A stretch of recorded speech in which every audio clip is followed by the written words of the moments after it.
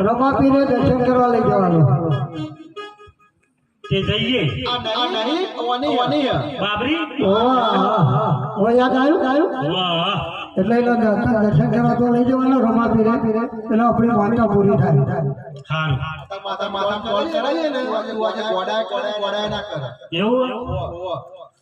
સારું હા ભાઈ આપણે જાત્રા જઈએ ને